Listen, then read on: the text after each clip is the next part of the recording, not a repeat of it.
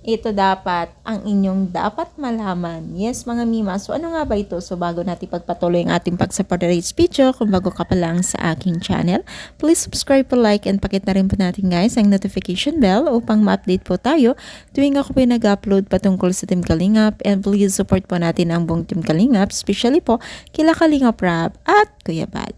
So, alam niyo ba guys na kikita po natin itong ating thumbnail o ating larawan o kung saan po ay baga once na nagkakadikit o nagkakatagpo ang mga beneficiaries at ang Team Kalingap ay talagang animo ay magkakapatid ng mga ito, no?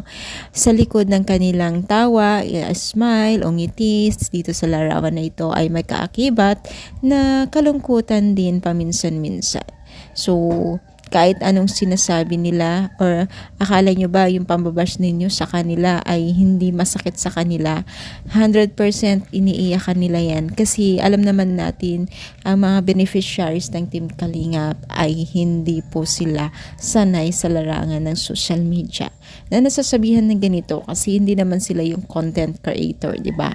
So once kasi na mag-content creator ka, tanggapin mo na marami kang basher at masasakit na salita patungkol sa iyo na kahit hindi ka naman kilala, di ba? So ganyan na nangyayari sa kanila, no? So parang artista, baga ganon, no? So mga artista naman yung tunay talagang artista ay sanay na sila sa pambabas po sa kanila, which is kahit hindi naman totoo, di ba? So ganun na nangyayari sa kanila, akala natin hindi sila apekto sa ating pambabas sa kanila pero deep inside and likod ng camera umiiyak din tong mga to. Yan dapat ang ating malaman and be careful po sa ating mga sinasabi sa kanila dahil wala tayong ambag sa buhay nila at isa pa hindi natin sila kilala. So sa ngayon ka ba, i-comment down, palike po ang ating video. Sige,